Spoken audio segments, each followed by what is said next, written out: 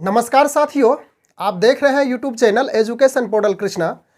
आज हम लोग इस वीडियो के माध्यम से बिहार के सरकारी विद्यालय के शिक्षकों के लिए गुरु गोष्ठी जो 2023-2024 होगा, इस गुरु गोष्ठी में क्या प्रमुख एजेंडा होगा, इस पे हम लोग दृष्टिपात करने वाले हैं। आप इस बात से भली भांति अवगत हैं कि किसी भी विद्यालय का समुचित संचालन, उसके रख रखाव, उसमें अध्ययनरत बच्चों के लिए गुणवत्तापूर्ण शिक्षा एवं उसके सर्वांगीण विकास के लिए एक सशक्त, एक जरूरी योजना की आवश्यकता होती है। जिस प्रकार से एक परिवार को संचालित करने के लिए, एक परिवार को सही रूप से ऑपरेट करने के लिए कुशल संचालक की आवश्यकता होती है, और इसके साथ साथ उस कुशल संचालक के पास एक जरूरी योजना भी होती है, उसका भी क्रियान्वयन किया जाता है। ठीक उसी प्रकार से विद्यालय के समुचित विकास, सर्वांगीण विकास के लिए एक योजना का होना नितांत जरूरी होता है। विद्यालय विकास योजना का मुख्य उद्देश्य, यानी कि इसका जो मुख्य पर्पस है, विद्यालय को बेहतर स्वरूप प्रदान करना होता है, और इसके लिए समय समय पे गुरु गोष्ठी का आयोजन किया जाता है, और उस बैठक में, उस गुरु गोष्ठी में आवश्यक निर्देश पदाधिकारियों के द्वारा दी जाती है। तो क्या क्या जरूरी बातें हैं, क्या क्या जरूरी एजेंडा है 2023-2024 के लिए, इसकी चर्चा हम लोग विशेष रूप से बोर्ड पर आकर करते हैं। तो स्पष्ट रूप से आप यहाँ पर बोर्ड पर देख सकते हैं कि यह संभाग में विभक्त है, जिसमें गुणवत्तापूर्ण शिक्षा संभाग एक है। उसके बाद हम लोग आगे का संभाग में वो सैनिक संभाग को समझेंगे। फिर आगे है संभाग RTE and policy, right to education, और उसकी क्या नीतियाँ हैं, इससे यह रिलेटेड है। उसके बाद अगला संभाग में है इंक्लूसिव एजुकेशन, यानी कि यह कह सकते हैं कि सहित शिक्षा, या तो फिर इसको इस प्रकार से कह सकते हैं कि जो समावेशी शिक्षा है इस संभाग में इंक्लूड किया गया है। इसको हम लोग समझेंगे एक एक पॉइंट को। उसके बाद आगे है अगला संभाग VSS, यानी कि विद्यालय शिक्षा समिति का। तो सबसे पहले हम लोग प्रारंभ करते हैं संभाग गुणवत्तापूर्ण शिक्षा में।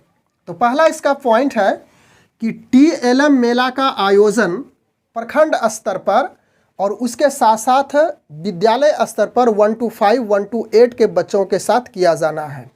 तो TLM मेला का आयोजन होगा टीचर लर्निंग मटेरियल्स, बच्चों के द्वारा कुछ टीचर लर्निंग मटेरियल्स, यानी कि पढ़ने के लिए जो मटेरियल्स होगा बच्चे द्वारा भी बनाया जाएगा। तो यह मेला में तरह तरह के प्रदर्शनी किया जाएगा बच्चों के द्वारा, उसके बाद शिक्षकों के द्वारा भी कुछ जोड़ा जाएगा। तो यह TLM मेला का आयोजन प्रखंड स्तर पर भी होगा और विद्यालय स्तर भी बच्चों के द्वारा किया जाएगा। इसके बाद इसका दूसरा पॉइंट है अभिभावक शिक्षक संगोष्ठी। आप याद कीजिए कि कक्षा 1 के लिए, कक्षा 2 के लिए, कक्षा 3, 4, 5 के लिए अलग अलग तिथि में शिक्षक अभिभावक संगोष्ठी हो चुकी है, यानी कि उन कक्षा के बच्चों के अभिभावकों के साथ संगोष्ठी का आयोजन सफलतापूर्वक किया जा चुका है। अब आगे कक्षा 6, कक्षा 7 और कक्षा 8 के लिए, यानी कक्षा 6, 7, 8 के छात्र छात्राओं के अभिभावकों और शिक्षकों के बीच संगोष्ठी की जानी है, जिसमें कक्षा 6 के लिए सफलतापूर्वक इस संगोष्ठी का आयोजन भी हो चुका है, और वह तिथि थी 28 जनवरी। इसके बाद आगे की तिथि है 25 फरवरी, जिसमें कक्षा 7 के छात्र छात्राओं के अभिभावकों और शिक्षकों के बीच संगोष्ठी की जानी है। उसके बाद इसकी अगली तिथि भी निर्धारित है कक्षा 8 के विद्यार्थियों के लिए, वह 25 मार्च है, जिसमें उन छात्र छात्राओं के अभिभावकों और शिक्षकों के बीच संगोष्ठी की जानी है। उसका क्या विषय है वह उस पत्र में विशेष रूप से अंकित किया गया है। उसके बाद इसका अगला तीसरा पॉइंट है जो कि गुणवत्तापूर्ण शिक्षा का संभाग रखा गया है, बच्चों की उपस्थिति। विद्यालय में 100% बच्चों की उपस्थिति के लिए विशेष रूप से शिक्षकों को, अभिभावकों को और इसके साथ साथ विद्यालय शिक्षा समिति को इसमें विशेष रूप से रुचि लेनी होगी। चौथा पॉइंट है पाठ योजना एवं पाठ टीका का निर्माण। पाठ योजना और पाठ टीका, इस योजनाबद्ध तरीके से, यानी कि पाठ योजना को सही रूप से संचालित करने के बाद निश्चित समय के साथ सभी बच्चों की जो विषय वस्तु है उसकी तैयारी हो सकती है। उसके बाद पाठ टीका भी इसमें अहम भूमिका निभाती है। यदि आप पाठ योजना साल भर के लिए या तो 6 महीने के लिए आप बना लेते हैं तो उसी आधार पर पुनः प्रतिदिन आप क्लास में अलग अलग क्लास में बच्चों को किस प्रकार से पढ़ाएंगे तो उसके लिए पाठ टीका की आवश्यकता होती है। तो पाठ योजना और पाठ टीका का भी निर्माण सभी शिक्षकों को करना जरूरी है। आगे है इसका 5वां पॉइंट कि दैनिक शिक्षण तालिका। दैनिक शिक्षण तालिका का अर्थ हो गया कि एक रूटीन की आवश्यकता होगी विद्यालय में और उस रूटीन के अनुसार से किस तरह से विद्यालय को संचालित करेंगे उसमें सारी बातें इंगित होगी। साफ सफाई करने का, प्रार्थना का या तो फिर चेतना सत्र का कब समय होगा, पहली, दूसरी, तीसरी, चौथी घंटी कब होगी, उसके बाद मध्याह्न भोजन, यदि कक्षा 1 से 8 तक विद्यालय संचालित हो रहा है तो उसमें मध्याह्न भोजन की भी व्यवस्था होती है, उसको आप किस प्रकार से कब निर्धारित करेंगे। उसके बाद मध्याह्न भोजन के बाद जब क्लास लगेगी तो उसमें फिर किस प्रकार से घंटी चलेगी। तो इसके लिए ज़रूरी हो जाता है दैनिक शिक्षण तालिका यानी कि रूटीन की आवश्यकता हो जाती है। उसके बाद अगला 6ठा पॉइंट है घंटी का उपयोग। घंटी का उपयोग करना है, घंटी के उपयोग के अनुसार से वर्ग कक्ष का भी संचालन करना है, इस पे भी विशेष रूप से ध्यान रखनी है। आगे है एफएलएन किट का उपयोग और यह कक्षा 1 से 8 तक के लिए सभी कक्षा के लिए अलग अलग एफएलएन किट अवेलेबल हो चुका है, यानी कि फंडामेंटल लिटरेसी एंड न्यूमेरेसी के लिए जो किट दी गई है बुनियादी भाषा और बुनियादी संख्या ज्ञान के लिए, उस किट का उपयोग भी वर्ग कक्ष में बच्चों के साथ शिक्षकों के द्वारा किया जाना है। आगे है 8वां पॉइंट कि यूथ क्लब, उसके बाद यूको क्लब और साइंस क्लब का भी गठन किया जाना है। तो यूथ क्लब, यूको क्लब और साइंस क्लब यह सामान्य रूप से 6ठी से 8वीं वर्ग के बच्चों के लिए यानी कि मध्य विद्यालय के बच्चों के लिए है और 1 से 5 के लिए इसकी आवश्यकता नहीं होगी, यूथ क्लब, यूको क्लब और साइंस क्लब की।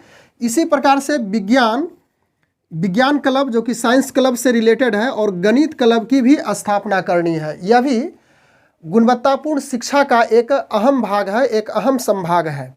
उसके बाद इसका 10वां पॉइंट है पुस्तकालय रख रखाव पंजी संधारण।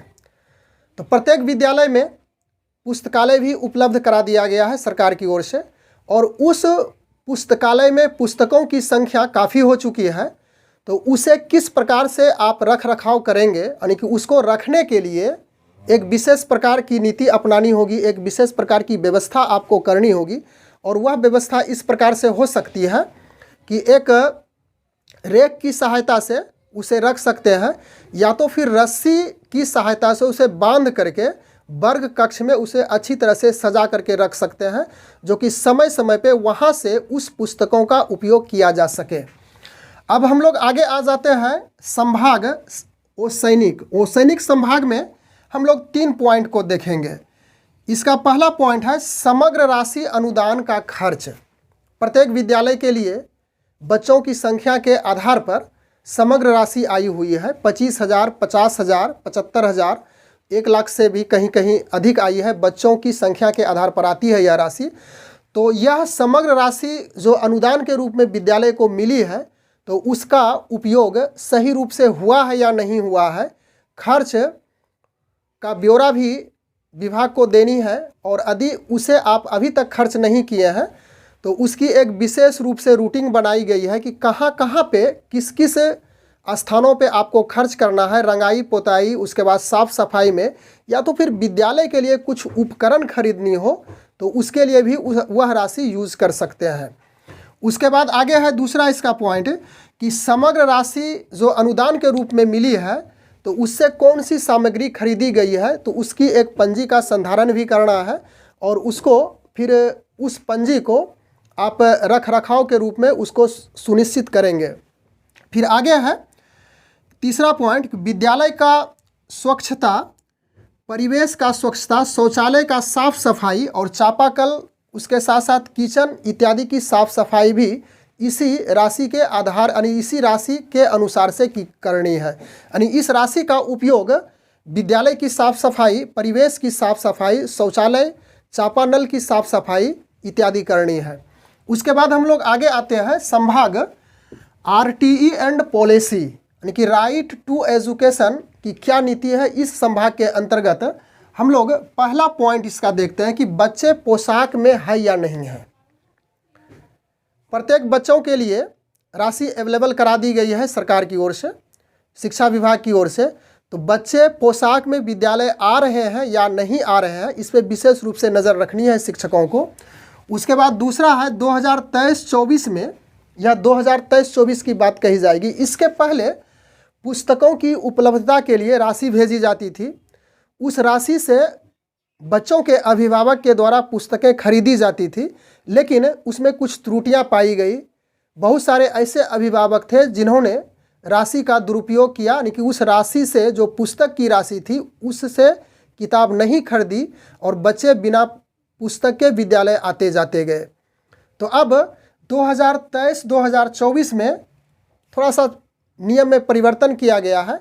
अब बच्चों को 100% पुस्तक उपलब्ध कराई जाएगी विद्यालय में ही शिक्षकों के द्वारा, और वह शिक्षक BRC या तो फिर आगे से कहीं से ला करके जो बिहार सरकार शिक्षा विभाग की ओर से मुहैया कराई जाएगी, वह पुस्तक बच्चों को 100% अवेलेबल कराया जाएगा। इसके बाद आगे है कि संभाग इंक्लूसिव एजुकेशन, यानी कि समावेशी शिक्षा के अंतर्गत। तो समावेशी शिक्षा के अंतर्गत पहला पॉइंट है कि दिव्यांग बच्चों की सुविधा। दिव्यांग बच्चे जो शरीर से अपंग हैं, उस बच्चे के लिए रैंप की अच्छी सुविधा विद्यालय में सुनिश्चित होनी चाहिए। बच्चों के आवागमन में, बच्चों के आने जाने में वर्ग कक्ष में उसे रैंप की आवश्यकता होगी और उस सही सलामत वर्ग कक्ष में पहुंच जाए, तो इसकी भी विशेष रूप से ध्यान रखनी होगी शिक्षकों को। उसके बाद इसका दूसरा पॉइंट है कि दिव्यांग बच्चों की सुविधा युक्त शौचालय का भी निर्माण होना चाहिए। वह दिव्यांग बच्चे सामान्य शौचालय में, यानी कि समान शौचालय में उपयोग नहीं कर पाएंगे, तो उसके लिए एक विशेष प्रकार के शौचालय की भी उपलब्धता जरूरी हो जाती है। तीसरा इसका पॉइंट है कि दिव्यांग बच्चे वर्ग में उपयुक्त स्थान पर किस प्रकार से, उसके लिए जो फिक्स स्थान है उसके अकॉर्डिंग, यानी कि उसके अनुसार से वह स्थान सुनिश्चित होना चाहिए, यानी कि उपयुक्त स्थान पे वह दिव्यांग बच्चों के लिए स्थान होना भी जरूरी है।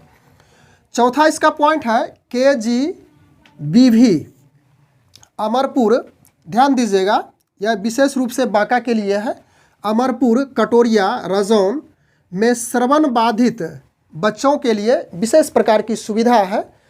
उसके बाद बांका में दृष्टिबाधित, यानी कि अमरपुर, कटोरिया और रजौन में श्रवण बाधित बच्चों के लिए है, और बांका में दृष्टिबाधित बालिका का नामांकन के लिए विशेष सुविधा है। तो इस पर भी शिक्षकों को, अभिभावकों को इस पर विशेष रूप से ध्यान देनी है। और यदि इस प्रकार से श्रवण बाधित या तो फिर दृष्टिबाधित बच्चे हैं, तो उसका अवश्य रूप से वहाँ पे नामांकन जरूर करवाएं। उसके बाद हम लोग संभाग VSS में आते हैं कि विद्यालय शिक्षा समिति। तो इसमें बैगलेस डे का संचालन, सुरक्षित शनिवार भी इसमें ऐड कर सकते हैं, या शनिवार के दिन ही संपादित होता है प्रत्येक विद्यालय में। तो बैगलेस और सुरक्षित शनिवार का संपादन सही रूप से होना चाहिए प्रत्येक विद्यालय में। उसके बाद दूसरा है VSS की नियमित मासिक बैठक, यानी विद्यालय शिक्षा समिति की मासिक बैठक नियमित होनी चाहिए। और इसके साथ साथ शिक्षक अभिभावक की नियमित मासिक बैठक यह भी होनी चाहिए। आप याद कीजिए कि प्रत्येक महीना में, यानी प्रत्येक महीना के जो अंतिम शनिवार है, तो अंतिम शनिवार में शिक्षक अभिभावक बैठक होती है। उसके पहले शनिवार में, यानी अंतिम शनिवार के पहले शनिवार में VSS अर्थात विद्यालय शिक्षा समिति की बैठक होती है, और यह दोनों बैठक प्रत्येक मास में नियमित रूप से होनी चाहिए। उसके बाद अंतिम पॉइंट है कि बाल संसद और मीना मंच का गठन भी किया जाना जरूरी है। तो बाल संसद यह 1 to 5 क्लास यदि की प्राथमिक विद्यालय का कक्षा हो, 1 to 5 वर्ग के बच्चों के लिए विद्यालय यदि संचालित हो रहा हो, तो वहाँ बाल संसद का गठन होगा। और मीना मंच का गठन 6 to 8 यानी कि मध्य विद्यालय के बच्चों में किया जाएगा।